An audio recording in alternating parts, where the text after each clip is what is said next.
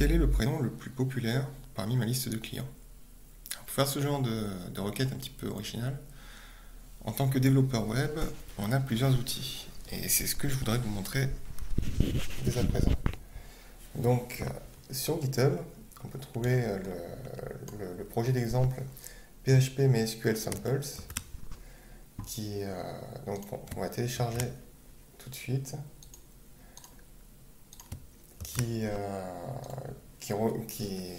comment dire, qui possède plusieurs exemples comme ça de code en PHP et de façon de faire une requête un petit peu complexe, on va dire, euh, tout en gardant des performances correctes. Donc voilà, là je suis en train de récupérer le projet depuis Git. Alors, je vais le cloner. Ensuite, donc je vais voir PHP. Tac. Donc là, j'ai mes données qui se trouvent dans customers.sql.xz. Donc je vais créer ma base de données. Tac. Schema. Je vais l'appeler NumeriForge. Comme ça, je suis sûr que le schéma n'existe pas. Voilà. Créé. Je vais maintenant faire remonter les données dans la base de données. Pour cela, j'utilise la commande xz4 customers.sql. Je le fais remonter dans ma base de données MySQL. Donc on a dit dans le schéma NumeriForge. Voilà. Très bien. Pendant ce temps-là, alors ce que je vais faire, c'est que je vais activer mes logs pour suivre un petit peu voilà, ce qui se passe dans MySQL. Donc on voit que ça tourne. On y reviendra tout à l'heure. Et ce que je vais faire, c'est que je vais ouvrir mon éditeur favori. Il ne retrouve pas. Donc c'est Sublime Text 3. Open Folder. MySQL Samples. Voilà, MySQL Samples pour ouvrir. Voilà. Ensuite derrière, je vais refermer. Et donc, on va jeter un œil au fichier. Donc, on va commencer par le projet from scratch. Aucun framework, aucun outil externe n'a été ajouté, c'est que du PHP natif. Donc, on va se concentrer sur People. Insert random name, c'est ce qui m'a servi à moi à générer le fichier d'exemple. Donc, juste pour qu'on puisse tester correctement, voilà, c'est pas marqué, mais il y a donc 10 millions de lignes qui viennent d'être insérées.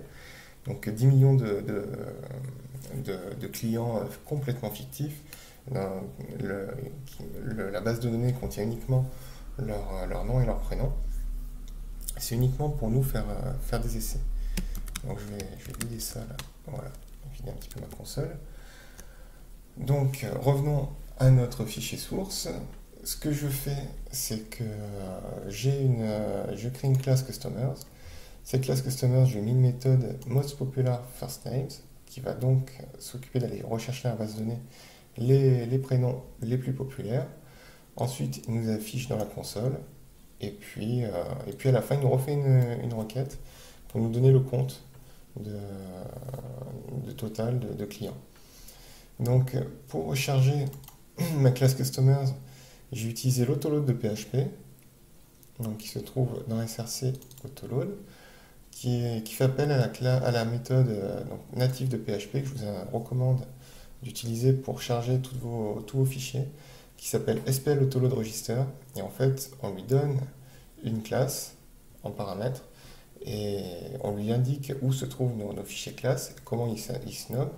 Donc ici, j'ai utilisé le format, le nom de la classe, .classe.php, et j'ai mis toutes ces classes dans le répertoire classes. Donc, je vais aller dans mon répertoire classes, je vais ouvrir customers, et donc là, je retrouve mes méthodes. Donc, j'utilise la classe DB, c'est une classe que j'ai créée, on verra un petit peu plus tard, qui se contente globalement de faire la connexion à MySQL. Ensuite, j'écris mes requêtes. Donc, dans count, on fait un select count ID de customers. Et ensuite, dans most popular first name, on fait donc on va faire un select sur les customers et on va faire un group by par first name. Ainsi, on va avoir, on va grouper les clients par prénom et on va compter le nombre de prénoms donc le nombre d'occurrences en fait par prénom. Ensuite, on fait un petit order by pour avoir un classement décroissant du prénom le plus populaire vers le moins populaire. On se contentera du top 10, pas besoin d'afficher les 10 millions de prénoms. Donc on va tester cette requête dans MySQL directement pour tester. Non, ça c'est mes logs, on va se mettre là. Donc je vais me connecter sur MySQL, sur mon schéma NumeriForge. Voilà. Donc là on voit dans les logs la connexion a été faite. Tac, je vais faire mon select. Donc on voit dans les logs mon select qui est fait, donc qui est exactement la requête que j'ai fait, ce qui est tout à fait normal. Et donc on voit le résultat qui a été généré en 4 secondes 39 avec Dorothy en number one avec 2224 Dorothy dans mon fichier client. Suivi de Vandalin avec 2155 Vandalin dans mon fichier et Mida avec 2101. Je vais également faire un count select count ID from customers juste pour voir combien de temps prend le count. Donc voilà, j'ai bien mes 10 millions de clients et donc 1 seconde 56 pour générer les deux. Donc mi bout à bout, 4 secondes, 5 secondes, un petit peu moins de 6 secondes. 5 secondes et les patates. Donc je vais me déconnecter de MySQL, voilà, quit. Ici on voit donc on voit tout ce que j'ai fait, je me suis connecté, j'ai fait la première requête elle sert à rien, elle a été faite automatiquement par le client MySQL. Et surtout celle-ci, requête, pour afficher mes clients, mes prénoms les plus populaires et pour compter mes clients. Maintenant, donc là je reviens à mon code source. Donc je vais appeler ce code source pour l'utiliser. Juste avant, je vous montre rapidement la classe db.class. Donc elle se contente de générer une connexion, éventuellement afficher une erreur, mais ça je l'utilise même pas, d'effectuer une requête et de fermer la connexion. Un truc important, si vous avez renommé votre base de données ou que vous ne vous connectez pas en route, etc. J'ai pas utilisé de fichier de conf, la configuration de la base de données est en dur ici, donc si vous voulez l'utiliser, il faudra peut-être modifier ces constantes qui se trouvent ici. Voilà, donc je vais maintenant people, donc je vais maintenant exécuter ce fichier-là, donc qui devrait m'afficher les 10 premiers, les 10 premiers prénoms les plus populaires. Donc je vais me positionner dans le répertoire, comment j'ai appelé from scratch, voilà, et je vais appeler people.php. Je vais le chronométrer, je vais mettre un time devant, voilà, comme ça on va faire des tests de performance. Sachant, pendant que la requête tourne, que MySQL fait du cache, et donc normalement il devrait voir passer 2 fois la même requête, donc il devrait aller plus vite à m'afficher le résultat. Donc on voit bien 2224, c'est cohérent, voilà, c'est exactement ce que j'avais là-haut, 2155, donc ça c'est bon. Total de 10 millions de customers, ça c'est bon aussi. Et le temps se fait en 5 secondes 88, donc ça colle à peu près à ce que j'avais avec MySQL natif. Le temps de process est vraiment dans le même ordre de grandeur.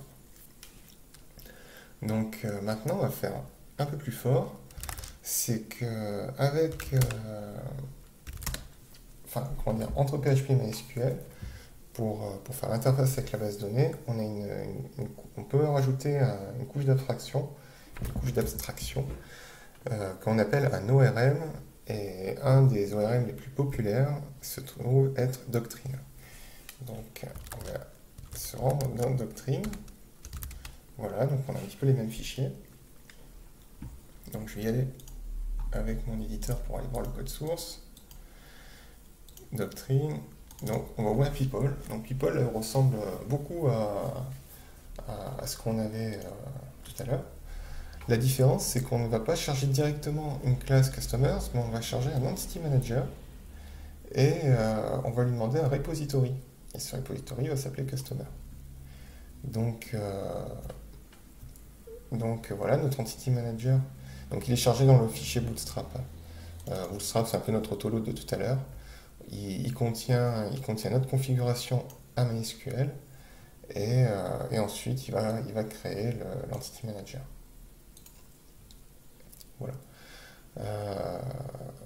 Donc je reviens à mes customers. Donc mes customers, ils sont gérés par le repository customer. Donc je vais aller dans SRC et ouvrir le fichier repository.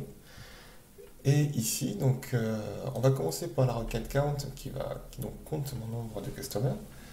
Et cette requête count, elle ne va pas appeler directement la table customer, mais elle va appeler l'entité customer qui donc est pas tout à fait écrite de la même façon. Une entité donc commence avec une majuscule, c'est un C majuscule, et se trouve toujours être au singulier. Il n'y a pas d'S. Alors que dans ma base de données, si vous vous souvenez bien, est-ce que j'ai... Voilà, ici j'ai ma requête encore. From customers, c'est un C minuscule et un S. Donc on voit une petite différence avec du SQL natif. D'ailleurs, c'est pour ça que Doctrine appelle ça du DQL pour dynamique QL, enfin voilà, pourquoi pas.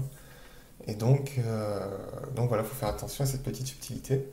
C'est Doctrine qui va remplacer Customer C par Customers avec un S et en minuscule.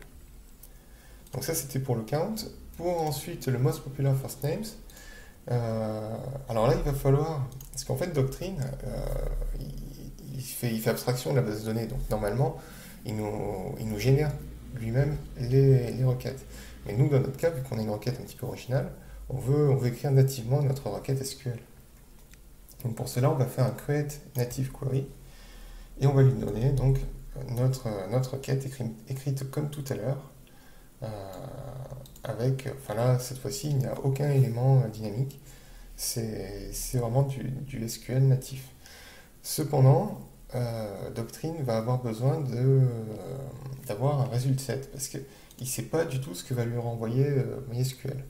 On demande un traitement avec ici un group by et un count, et là, Doctrine ne sait pas du tout interpréter ça.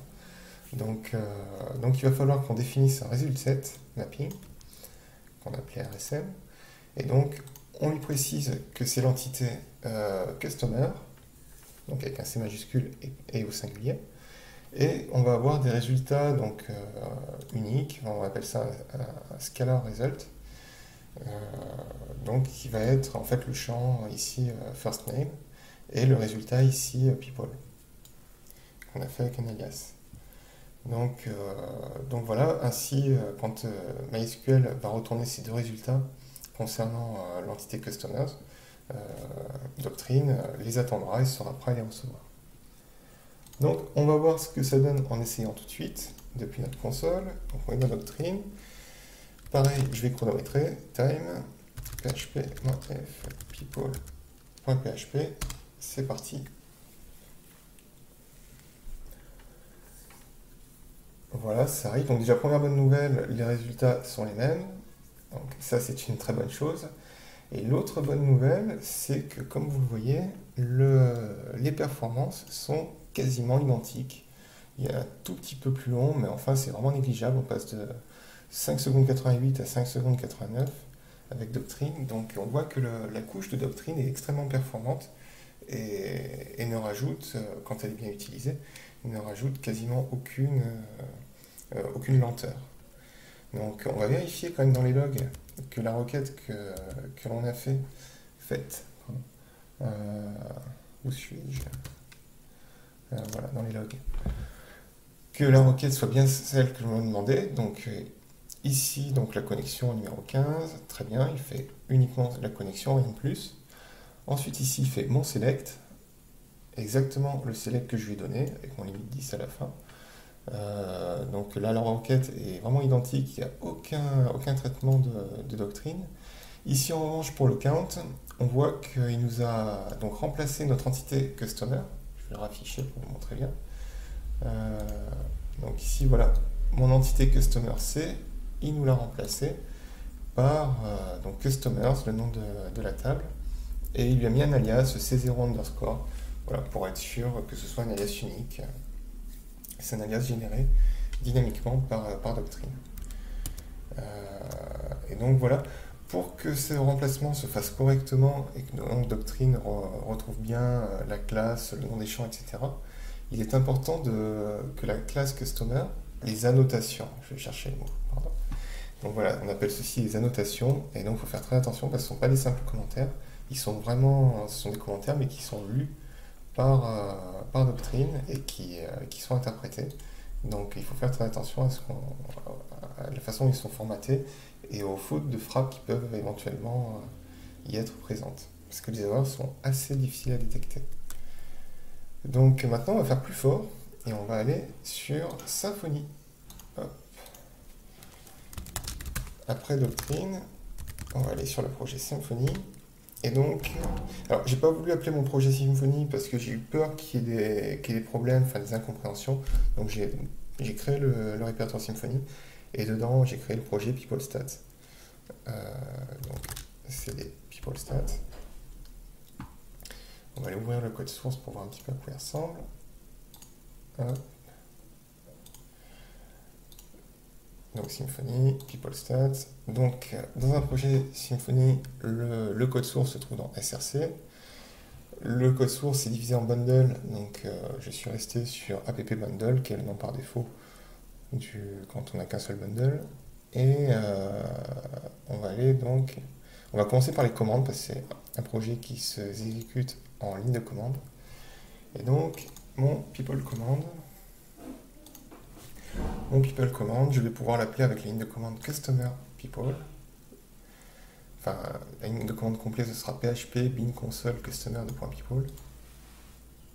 Donc, cette commande-là va appeler la fonction execute, alors execute va me récupérer mon container Symfony. Mon container Symfony, lui, contient l'ORM doctrine. Et donc, on va faire un get de ce container et lui demander de faire un get de doctrine. Et donc ça va correspondre à notre entity manager que j'ai appelé EM. Et ce que je vais faire, c'est que ensuite on va créer un contrôleur donc Symfony, et on va lui passer l'entity manager EM pour qu'il puisse faire ses commandes avec le bon entity manager. Ensuite, on va faire un petit affichage comme tout à l'heure avec notre boucle, et puis voilà. Puis à la fin, on va refaire notre count. Donc, ce contrôleur, qu'est-ce qu'il fait? Et bien, comme tout bon contrôleur, il se contente de manipuler les données. Donc, les données qui se trouvent dans le modèle. Et donc, ici, dans le répertoire entity, qui lui va être géré complètement par doctrine. Alors, il faut faire attention parce que tout à l'heure, on pouvait se contenter de mettre customer, mais dans un projet Symfony, il y a toujours la notion de bundle. Donc, il faut bien préciser que c'est le customer de app bundle. Donc voilà. On va jeter un bref coup d'œil à notre repository. Donc, notre repository ressemble comme deux gouttes d'eau à notre repository de tout à l'heure avec doctrine, puisque c'est justement doctrine qui le gère.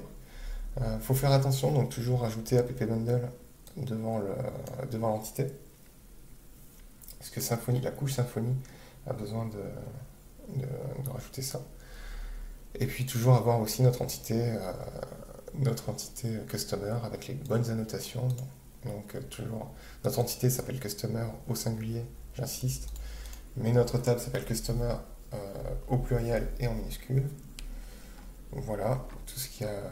Donc il n'y a rien besoin de faire de plus.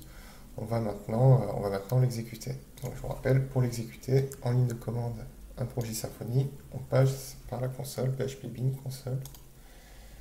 On va l'exécuter tout de suite. Et là, c'est le drame, il y a une erreur. Oui, donc on va lire l'erreur.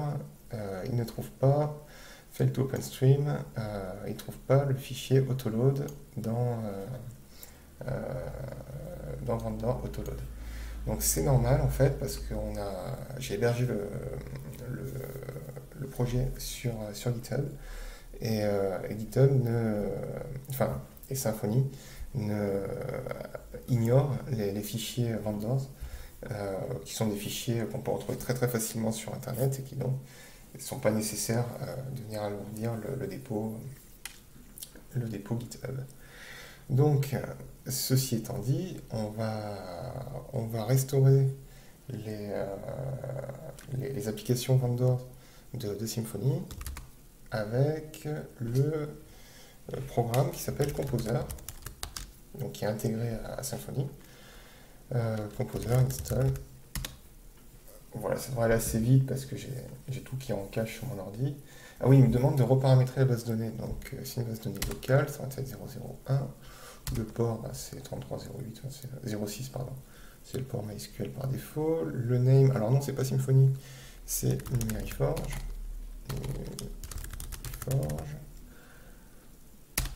Le user root, mot de passe, il n'y en a pas. Transport, on n'en a pas besoin. Voilà. Tout ça, c'est bon. A priori, ça s'est bien passé. Chouette. On va donc relancer notre commande. Et puis on va la chronométrer. Tiens, j'avais oublié la chronométrer, ça tombe bien. A priori, ça se passe bien. Voilà, ça arrive. 5 secondes 97. Je me demande même, on était à combien tout à l'heure? Ah non, ça va être quand même un peu plus long. C'est normal. Et enfin, voilà, en utilisant Symfony en ligne de commande comme ça, et en précisant bien les bons fichiers à doctrine et en passant en mode natif, on voit que la couche Symfony se fait extrêmement légère. Et donc on va vérifier dans les logs. Voilà notre connexion avec Symfony, la 16. Donc pareil, il se contente de se connecter à notre base de données. Il fait notre select avec notre group by pour remonter les clients les plus populaires, enfin les prénoms pardon, les plus populaires. Et ensuite il fait un count exactement, enfin il laisse Doctrine travailler pour faire le remplacement de l'entité par le nom de la table. Donc voilà, j'en ai fini pour cette démonstration. J'espère que vous avez été convaincus qu'on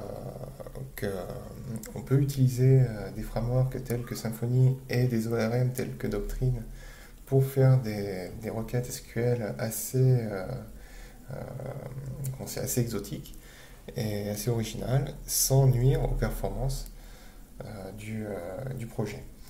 Donc voilà, n'hésitez pas à venir réagir, que ce soit, principalement si possible sur GitHub, pour faire évoluer le projet. Si vous avez de nouvelles idées, si vous avez d'autres problèmes que vous aimeriez traiter, c'est l'occasion, c'est l'endroit. Je vous remercie, à bientôt, au revoir.